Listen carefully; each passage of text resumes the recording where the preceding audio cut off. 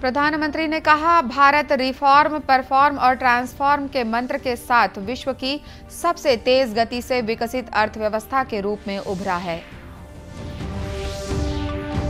छत्तीसगढ़ में कोरोना संक्रमण की दर में हल्की बढ़ोतरी। राजधानी रायपुर में कल मिले 11 संक्रमित मरीज।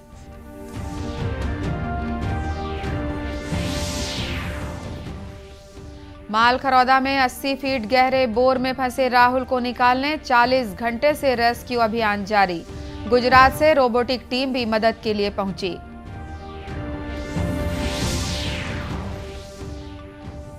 और प्रदेश में कल कई जिलों में हुई झमाझम बारिश। मानसून पहुंचने में अभी विलंब।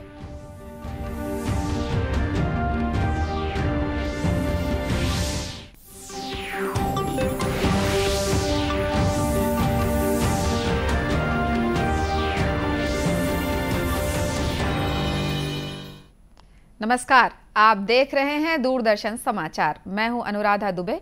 अब समाचार विस्तार से।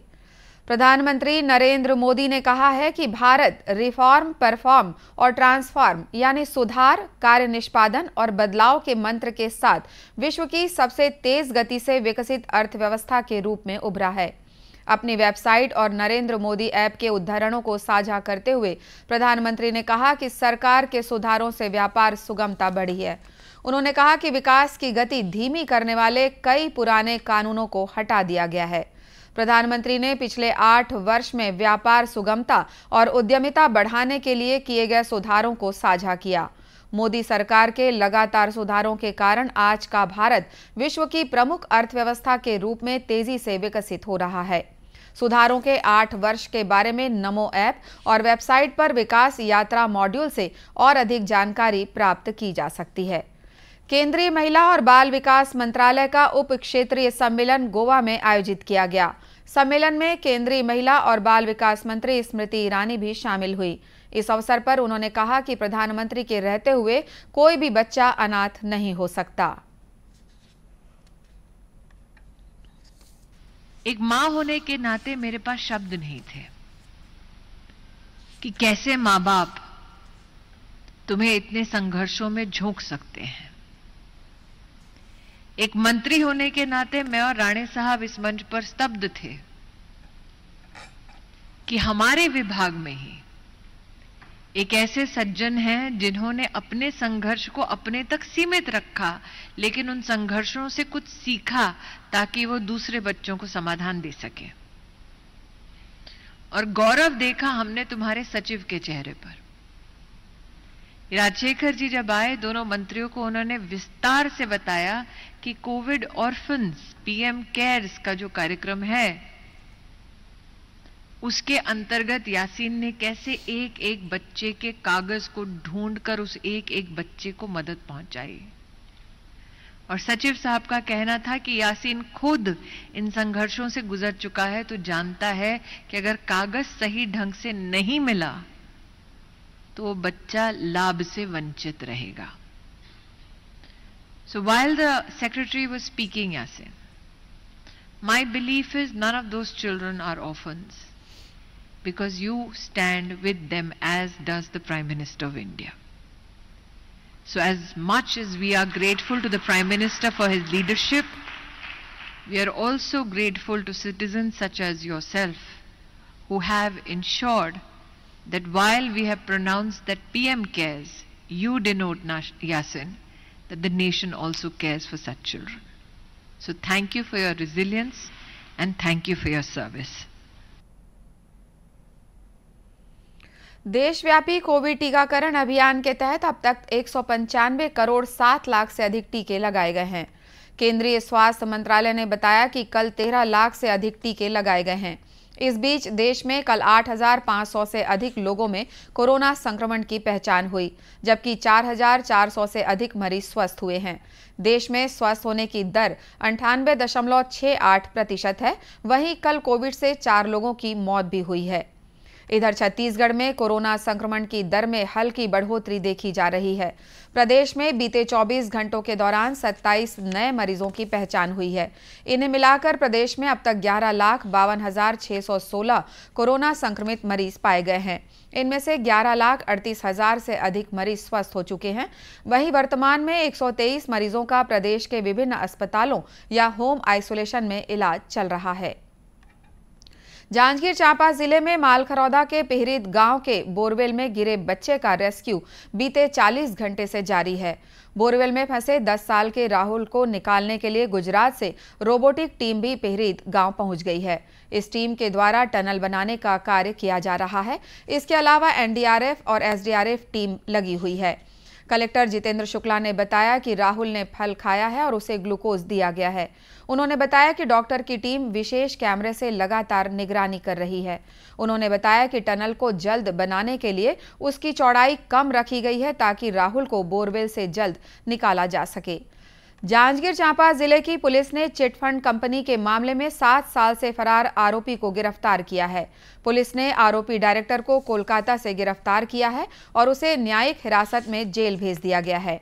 इस मामले के 4 अन्य डायरेक्टरों सहित 12 आरोपियों को पुलिस ने पहले ही गिरफ्तार किया है।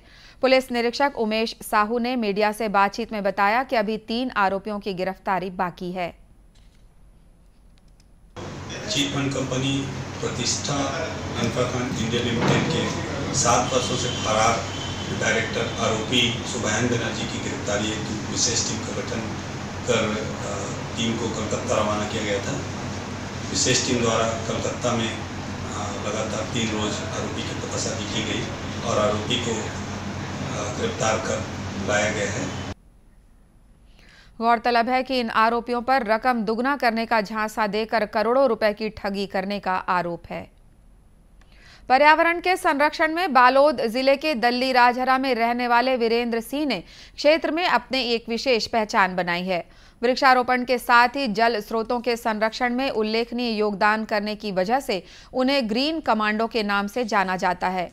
बीते 22 वर्षों से वीरेंद्र सिंह न सिर्फ पर्यावरण संरक्षण के प्रति लोगों को जागरूक कर रहे हैं, बल्कि सघन वृक्षारोपण और जल के संरक्षण में भी अपनी भूमिका अदा कर रहे हैं। उनके द्वारा लगाए गए हजारों पौधे आज वृक्ष बन चुके हैं और वे इन वृक्षों का हर साल जन्मदिन भी मनाते हैं। उनके इस प्रेरणादायी कार्य में युवाओं के साथ साथ स्कूली बच्चे भी बढ़ चढ़कर साथ दे रहे हैं। इस संबंध में वीरेंद्र सिंह ने दूरदर्शन समाचार को बताया कि वे अपने अभियान का लगातार विस्तार कर रहे हैं ताकि पर्यावरण को बेहतर बनाया जा सके। और अभी नदी नालों और तालाबों की सफाई भी हमने लगातार जारी रखा है और विशालकाय गर्मी को देखते हुए हमने कई अनेकों जगह वृक्षारोपण भी किए हैं और भी युवाओं को इससे प्रेरणा लेनी चाहिए क्योंकि ग्लोबल वार्मिंग का खतरा बहुत ही बढ़ता चला गया। वहीं उनकी टीम के सदस्य दीपक कुमार ने बताया कि वे वीरेंद्र सिंह के साथ बीते 8 वर्षों से जुड़े हुए हैं। उनके साथ अब और भी लोग जुड़ रहे हैं तथा तालाबों की साफ सफाई और जल संरक्षण के कार्य में अपनी भागीदारी निभा रहे हैं।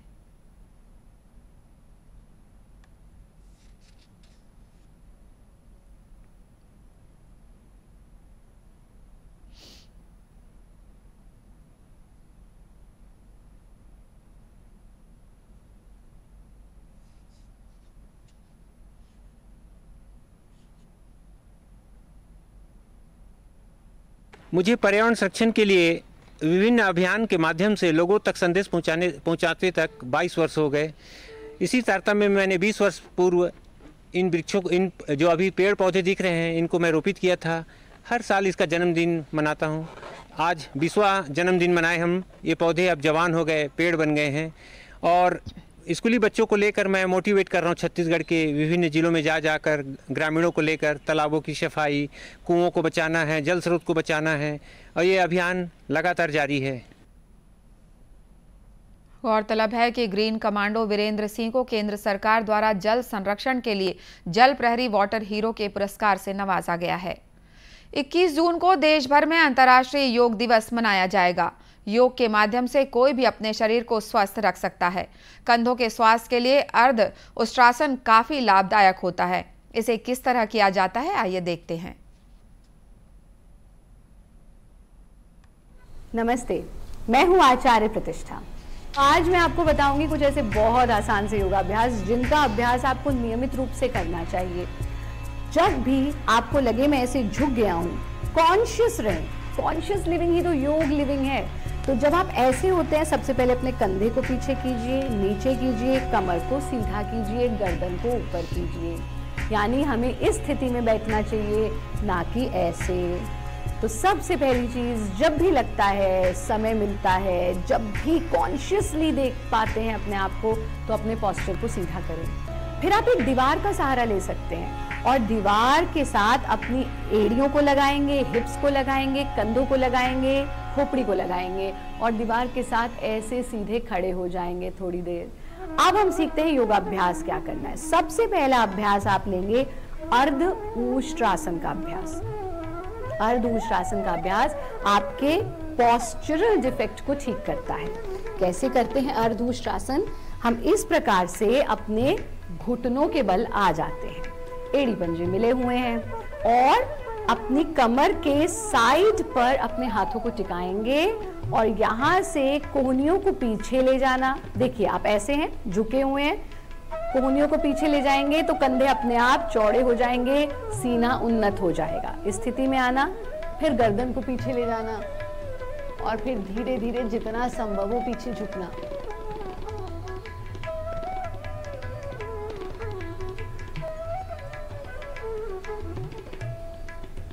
धीरे से वापस आना, कंधों को ढीला छोड़ देना। फिर से इसे दोहराएंगे, कोहनियों को पीछे ले जाना, गर्दन को पीछे ले जाना।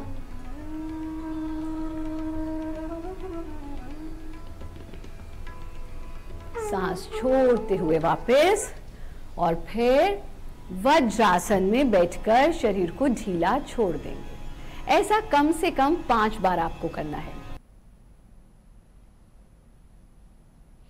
छत्तीसगढ़ में मानसून आने में अभी देर है। हालांकि कल प्रदेश के कई जिलों में प्री मानसून की बारिश दर्ज की गई। मुंगेली, जशपुर, दुर्ग और कबीरधाम सहित कई जिलों में कल जमकर बारिश हुई। मौसम विज्ञानी HP चंद्रा ने बताया कि प्रदेश की हवा में नमी का सबसे बड़ा स्रोत अरब सागर और बंगाल की खाड़ी है। अभी पश्चिमी हवा प्रबल हो रही है। पश्चिमी रेखा के साथ मानसून बहुत तेजी से आगे बढ़ रहा है। अभी वो महाराष्ट्र के बड़े हिस्से को पार कर चुका है। कल तक उसके गुजरात पहुंच जाने की संभावना जताई जा रही है। ऐसे में उधर से आने वाली हवाएं नमी युक्त ठंडी है। यही नमी अनुकूल परिस्थितियों में बादल बनाती है और बरसात करती है। स्थानीय परिस्थितियों की वजह से प्री मानसून की बरसात होती है, उसके लिए अभी परिस्थितियां अनुकूल हो रही हैं। वहीं मानसून के बस्तर पहुंचने में अभी समय है। बस्तर में मानसून 13 जून के बाद पहुंचेगा। इसके कारण पूरे छत्तीसगढ़ में भी मानसून के पहुंचने में विलंब होने की संभावना है। आजादी के लिए भारत का शानदार संघर्ष आधुनिक विश्व के महानतम संघर्षों में से एक है। दूरदर्शन समाचार इतिहास की धारा बदलने वालों की झलक रोजाना आपके लिए लेकर आ रहा है। आज हम बात कर रहे हैं स्वतंत्रता सेनानी हेमचंद्र कानूनगो के बारे में।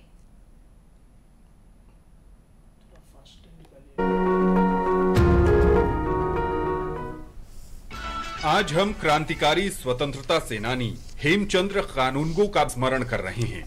उनका जन्म 12 जून 1871 को पश्चिम बंगाल के मिदनापुर में हुआ था। 1908 के अलीपुर बम कांड में वे श्री अरबिंदो के साथ मुख्य आरोपी थे। वे कलकत्ता ध्वज का सृजन करने वालों में शामिल थे, जिसके आधार पर जर्मनी के स्टटगार्ड में इंटरनेशनल सोशलिस्ट कॉन्फ्रेंस में भिखाजी कामा ने 22 अगस्त 1907 को स्वतंत्र भारत का पहला ध्वज फहराया था। बरिंद्र कुमार घोष और अरबिंदो घोष के निकट सहयोगी हेमचंद्र कानूनगो गुप्त बम फैक्ट्री की स्थापना में विशेष रूप से सक्रिय रहे थे।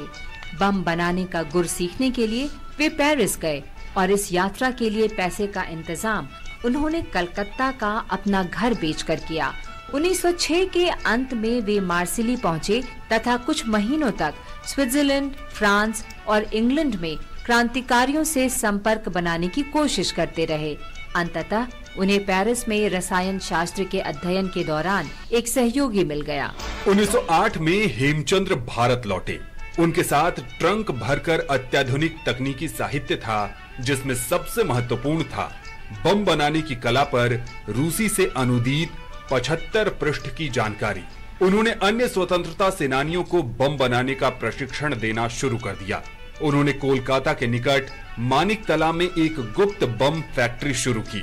इस फैक्ट्री के संस्थापक सदस्य थे हेमचंद्र कानूनगो, अरबिंदो घोष तथा उनके भाई बरिंद्र कुमार घोष। 2 सदस्यों का एक आत्मघाती दस्ता मुजफ्फरपुर में ब्रिटिश अधिकारी किंग्सफोर्ड को मारने के लिए भेजा गया। हालांकि गलत लक्ष्य पर बम चलाने के बाद स्वतंत्रता सेनानी प्रफुल्ल चाकी ने पुलिस द्वारा हिरासत में लिए जाने से पहले आत्महत्या कर ली, लेकिन खुद ही रामबोस पकड़ लिए गए। इस घटना के परिणाम स्वरूप हेमचंद्र कानूनगो की लगाई बम फैक्ट्री पर ब्रिटिश पुलिस ने छापा मारा और इसे बंद कर दिया। कुछ ही समय में लगभग सभी सदस्यों को गिरफ्तार कर लिया गया। अलीपुर बम कांड में शामिल होने के लिए हेमचंद्र को अंडमान में आजीवन कारावास की सजा दी गई, लेकिन 1921 में उन्हें रिहा कर दिया गया। 1926 में उनकी पुस्तक रेवोल्यूशनरी मूवमेंट इन बंगाल प्रकाशित हुई। इस पुस्तक में हेमचंद्र ने बंगाल में पहली सशस्त्र राजनीतिक क्रांति के इतिहास का विश्लेषण किया। 8 अप्रैल 1951 को इस महान क्रांतिकारी का निधन हो गया। इसी के साथ ये समाचार बुलेटिन समाप्त हुआ। नमस्कार।